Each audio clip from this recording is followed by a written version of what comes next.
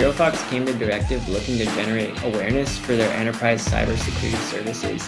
They did have a strong collection of content, but it really lacked the focus. So Directive and ZeroFox's objective was to develop a more top-of-the-funnel organic placement for actionable search terms in order to increase preventative awareness for ZeroFox's differentiated approach to threat intelligence. So what we did was we maximized the visibility of ZeroFox in this new space. So this allowed them to focus content production on the actual day-to-day needs of their end users, while also supplying direct question and answer content for Google to pull in their featured snippets.